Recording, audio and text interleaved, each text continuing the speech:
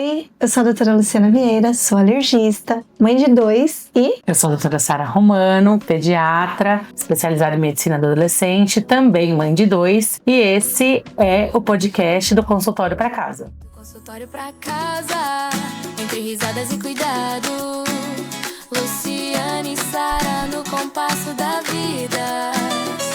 Ciência, afeto e um papo animado.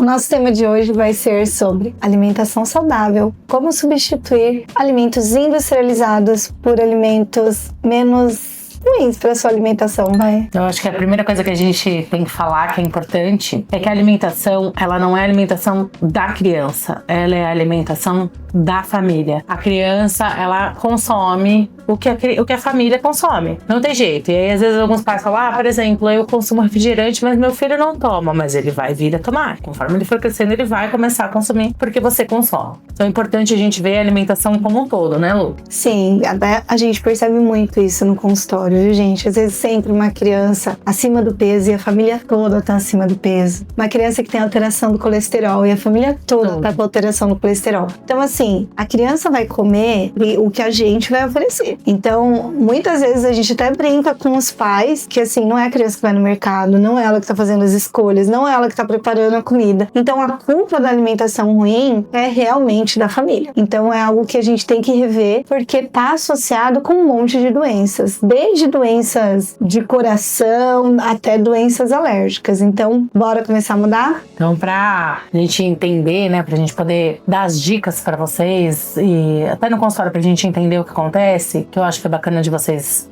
saberem e olharem com o olhar de ver, eu falo, né? Então, o que a gente consome, né? Começar do começo. Mas não consome tanta besteira. Quando os pais falam assim, a criança tá acima do peso, por exemplo, faça o diário alimentar. Acorda que horas? Come o quê? Come o quê? Aí, de repente, a gente vê que tá um monte de coisa fora. Porque às vezes é só um pedacinho de uma coisa. Aí na refeição é só um chocolate depois. E a hora que você vê tá tudo desregulado, né? Então, ver o que a criança consome de fato, o que a família consome de fato, porque não é só a pizza da sexta-feira. Com certeza, se você colocar no diário alimentar, não é. Pra gente começar a fazer essas melhores escolhas. Eu sempre falo que o problema não é o McDonald's que comeu no final de semana. Claro, não deveria ser toda semana, mas é o dia a dia. Vou até começar aqui perguntando, para Sara, qual foi o seu café da manhã hoje? Ai, não foi café preto hoje. Tá vendo como a gente mesmo às vezes tem dificuldade, né? Eu comi bolo de laranja, fiquei com preguiça de fazer qualquer outra coisa.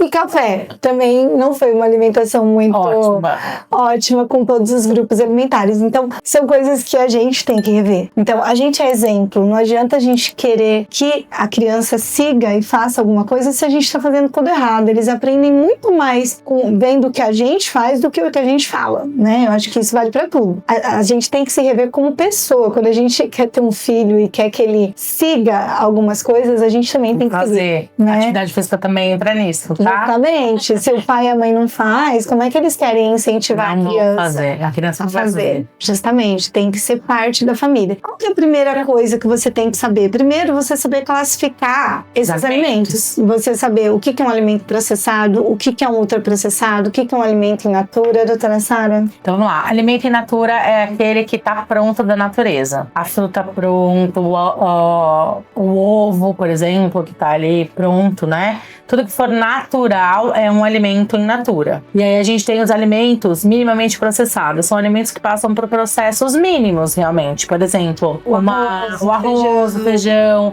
ou até uma fruta desidratada, mas sem adição de nada. Ela só pegou e desidratou. Uma uva passa, por exemplo, porque a uva passa não tem adição de nada. É realmente uma uva ali que desidratou e ficou daquela forma. Depende. Não, depende. Eu já olhei. Mas eu já assim, vi, sempre teoricamente não tem. Tem que olhar ali onde você compra. E tem os alimentos processados, que geralmente você tem a adição de sal ou de açúcar. Manutenção dele ali para manter ele mais tempo do jeito que ele foi feito. Porque assim, a indústria alimentícia, ela teve que arrumar jeitos de fazer com que os alimentos durassem mais. Então, o processado é aquele alimento, por exemplo, um milho em lata. É um alimento processado. Não vamos entrar em detalhes do que tem na lata, né? Que aí a gente tem algumas questões. Mas ele é melhor do que você comer um fandangos, por exemplo, feito de milho, que já é um ultraprocessado, né?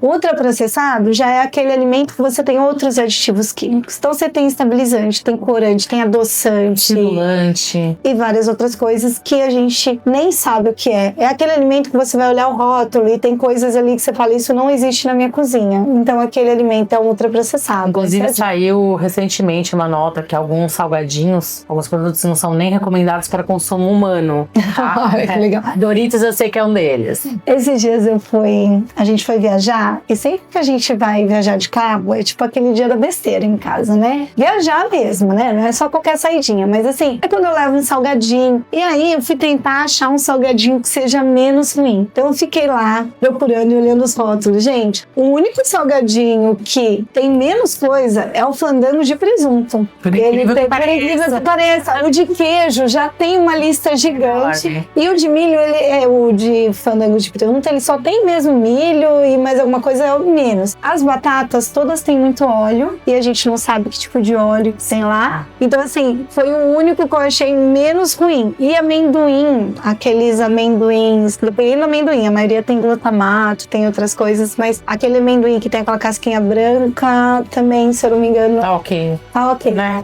O resto, assim, de ingredientes que a gente conhece realmente. O restante descarta tudo. Doritos, eu queria falar um pouquinho, assim, das coisas que a gente consome muito em café da manhã, em lanche, que é presunto, peito de peru, peito de frango. Todos eles entram como alimentos ultraprocessados, tá? E embutidos. Que eu acho que, assim, pra mim, na minha casa, é o mais difícil de substituir, de tirar. É muito difícil em casa não ter consumo disso.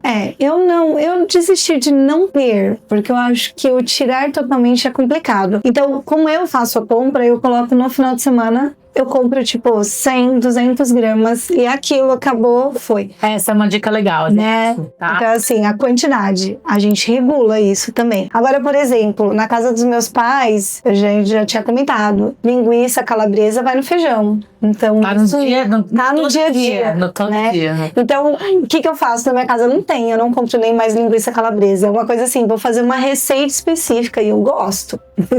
Vou fazer uma receita específica e aí eu compro, mas eu não deixo na geladeira. Bacon também é algo que não fica na minha geladeira. Então, são coisas que a gente tenta mudar, mas não quer dizer que eu não como. Eu adoro e gosto adoro um risoto de calabresa, por exemplo. É super fácil de fazer e as crianças amam, mas é algo que é esporádico na minha casa. Então, a gente vai passar agora para as dicas práticas, né? Vamos falar, assim, do dia a dia real, do que as crianças comem, né? Então, o que a gente vê muito consumo? Consumo de salgadinhos, de uma forma geral, bolacha recheada, bolachas de uma forma geral também. Qualquer bolacha não é legal, viu, gente? A gente tem aquela coisa de pensar que a bolacha recheada é ruim, ela não é boa mesmo, mas a bolacha de maisena também não é, né? Os bolinhos prontos, que a criança adora. Eu acho alguns que tipos bisnaguinha, pão de forma, iogurte de morango, né? Esses iogurtes de fruta, geralmente eles têm muito aditivo químico também. Pão que não é pão, então se você pegar esses pão de forma, a maioria não é pão, eles são uma maçaroca lá. Então assim, existem opções mais saudáveis até mesmo no mercado, né? Acho que isso que é importante, porque por exemplo, na minha casa eu não consigo ter pão francês todos os dias, e nem eu tenho uma máquina de fazer pão, às vezes eu lembro. Eu também tenho. Às vezes eu lembro de deixar um pão pra eu fazer lá, mas assim, é coisa rara. Então assim, a gente não tem pão da padaria todo dia, só no final de semana, que aí, geralmente eu compro pelo aplicativo. Mas assim, durante a semana a gente tem que comer o pão que tá lá. Então eu geralmente opto por uma linha de pães que não tem aditivos químicos, que é só pelo menos ingrediente conhecido. O que eu faço muito em casa é congelar. Então tenho tanto pão francês, às vezes congelado, e pão italiano, que congela super bem também. Depois você tem que umidificar um pouco e colocar no forno. Então a gente tem e aí fica ótimo. Fica ótimo. E assim, meu filho come bisnaguinha todo dia. Vamos comprar bisnaguinha feita na padaria, gente. Trocar tudo que for, que você tem que pensar de uma forma simples. Tudo que tem que ficar muito tempo no mercado, ali exposto, sem estragar, tem algum aditivo que não é legal pra mim, né? Então, pão, compra ou pão que é produzido pelo mercado, ou um pão que é feito em padaria. Nem que você tenha aqui 2, 3 vezes por semana, só comprar aquele pão, você já melhorou demais. Tem que ser aquele que, assim, se você não comer no dia, no outro dia ele já tá duro, já não tá legal. Aquele que fica uma semana bom, desconfia que alguma coisa tem, né? Vamos lá, iogurte. Qual que é? Iogurte, melhor é iogurte natural, né? Então, iogurte que tenha só 2 ingredientes, porque tem alguns naturais que tem mais coisa, né? Então, geralmente, ele tem que ser leite e fermento, né? Ai, meu filho gosta de iogurte com morango. Bate o iogurte junto com o morango, né? Você vai bater a fruta junto com o iogurte. Ah, adoçado com mel. Tem que pegar e você mesmo adoçar com mel. Não. As granolas também, tem que ver bem a composição. Tem granolas super naturais, que na nossa região tem uma pessoa que faz uma granola bem bacana. No geral, as granolas também tem um monte de aditivo ali. Tem corantes e tem muitos... Na verdade, nem corante, é adoçante. Então tem muitos adoçantes e os adoçantes são piores que o açúcar. Adoçante, gente, adoçante assim, no geral, é pra quem tem diabetes. Você não vai poder consumir açúcar, você vai adoçar com outra coisa. Justamente. O ideal é não adoçar, mas, né, o ideal é esse. Tomar café sem açúcar. Café eu tomo, mas se tiver café com leite, aí eu tenho que adoçar. Não consigo. O meu café, eu adoro um cafezinho gourmet, que na teoria é sem açúcar, mas o meu tem que ser com açúcar. Não, eu tomo sem açúcar já há muito tempo. Então, mas é o único açúcar meu do dia, é o do café. Ah, então tá desculpada, né? Eu não consumo açúcar. Eu tomo água, se eu tomo suco é um suco integral. Quando eu tomo, a maioria dos dias eu não tomo nem suco. Então já vamos falar do suco? Vamos. Gente, o suco é uma cilada. Cilada.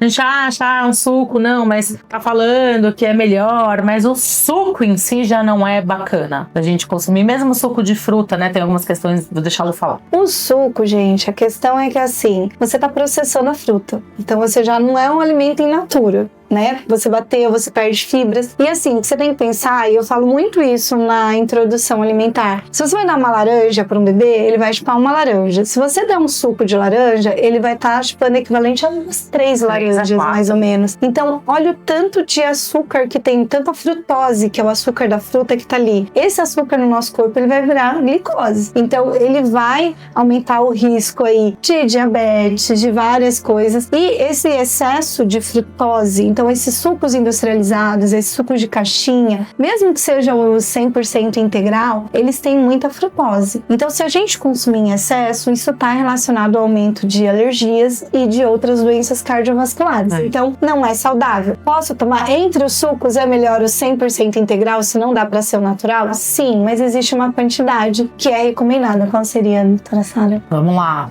Depende da idade. Depende da idade. Primeira coisa. Aí a gente vai, né, acima de 1 ano. Acima de 1 ano de idade, 120 ml. Depois vai para 240, mas eu não lembro qual que é a faixa de idade exata, porque com 2 anos ainda é 120. Eu acredito que são 4 anos. Eu não lembro. Depois a gente pode até colocar. Mas assim...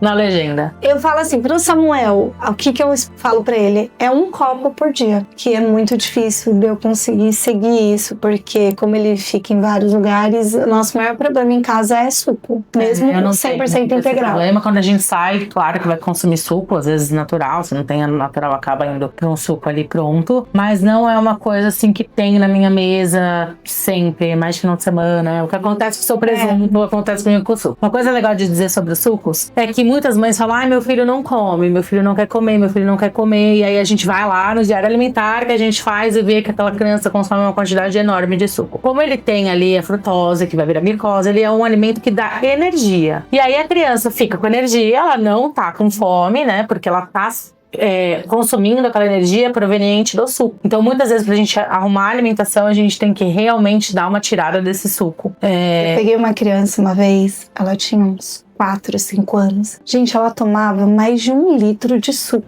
por dia, de caixinha. E suco não era 100% integral, não. A avó comprava caixas e caixas, ela falava. E a menina veio com triglicérides, assim, super alto, super alto.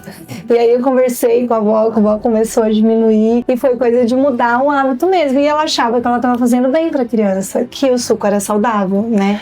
Isso a gente não tá falando nem de suco de caixinha, de saquinho, que eu não vou nem entrar nesse detalhe, porque assim, não existe. Isso não deveria entrar na casa de vocês. Exato. Né? Assim como o tempero pronto, caldo quinoa, sazon, esses temperos prontos, gente, não dá pra usar. O que vocês podem substituir é aqueles temperos de casa natural, né? Pega marido, tempero da sogra, isso daí dá Sal pra de ervas, tem um monte de receita de sal de ervas, né? Que é uma maneira até da gente diminuir o sal e a gente aumentar o sabor. E dá pra usar, inclusive, na introdução alimentar, né? Esse tipo, que é um mix de ervas. Ervas. Por que o suco de saquinho ele não é recomendado? Eles têm alguns aditivos químicos que, inclusive, são proibidos em outros países. Na Europa, por exemplo, não pode, porque está associado a algum tipo de câncer. E no Brasil pode, né, gente? Então, por isso que evita o suco de saquinho, né? Glutamato está associado também com várias coisas. Ele está em todos esses temperos prontos. Em alguns molhos de tomate, tinha um molho de tomate que eu amava. E até o dia que eu fui lá e olhei o rótulo,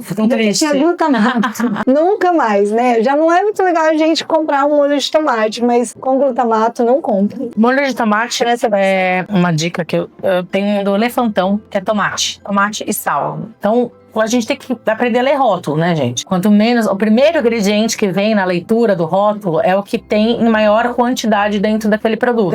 E aí, quanto menos coisa tem, quanto menos nome diferente que você nunca ouviu dizer tem, melhor é o produto. Tomate pelado é uma boa opção também. Uma boa opção. Ou passata. É um alimento processado. Algumas passatas também são bem porque ele é um alimento processado. Ele não é ultra processado. E aí, dali, você tira a base para um molho. Então, é uma opção para o dia a dia na correria. E bolacha? Vamos lá. Como que você substituiria bolacha? Bolacha é mais difícil. Eu acho que biscoitinho caseiro, e mesmo assim, os biscoitos, eles têm um alto teor de gordura, então não é algo pra estar sempre na nossa alimentação. Um monte de manteiga.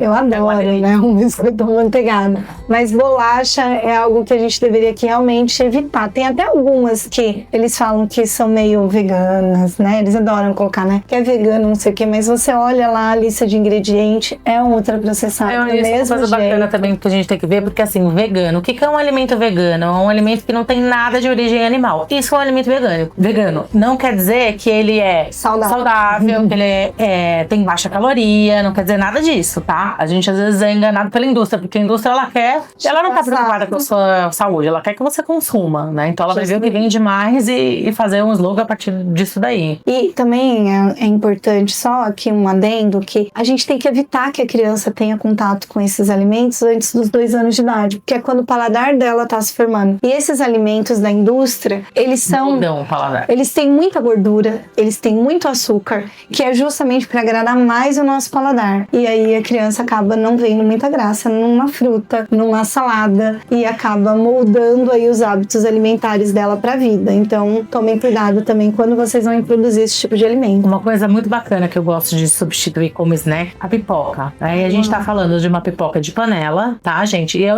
única coisa que tem que tomar cuidado na quantidade de sal, duas coisas, né? Não adicionar tanto sal nessa pipoca e com engasgo, tá? Mas assim, é um lanche maravilhoso, inclusive tem pouca caloria, então pra criança ficar ali no sobrepeso, que a gente tá tentando trabalhar peso, é maravilhoso. Sim. Não enche de óleo e não enche de sal. Pipoca de panela, tá? Agora, pipoca de micro-ondas não.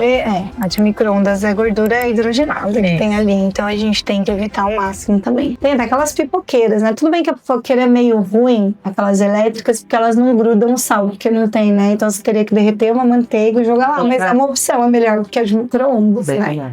Acho que margarina, né? Margarina é um ultraprocessado, cheio de gordura hidrogenada. E essa nova margarina vai dar pano pra manga. Polêmica essa margarina. Manteiga ou margarina? Não sei se vocês já viram essa polêmica rolando pela internet. Porque tem uma nova formulação, teoricamente, da margarina, que fala que a margarina é melhor que manteiga. Mas um ultraprocessado. Teve um estudo que mostrou que pra prevenção, assim, mas pra um desfecho, que acho que era pra prevenção de algum problema cardiovascular, a margarina, mas dessas margarinas, era melhor do que a manteiga, porque a manteiga tem mais gordura. Mas aí a gente tá pensando em doenças cardíacas, né? Pensando em prevenção de várias outras doenças, a manteiga é melhor, mas claro que regular a quantidade, tudo é questão de quantidade, frequência que você tá colocando na sua alimentação. É isso. Damos um apanhado geral. Se vocês tiverem dúvidas, coloquem. Se inscrevam no canal. Fica a dica do aplicativo. O aplicativo. Rotulando, né? É um ótimo início para você começar a entender o que é legal na sua casa ou não. Baixa o aplicativo. Ele permite que você faça melhores escolhas no mercado e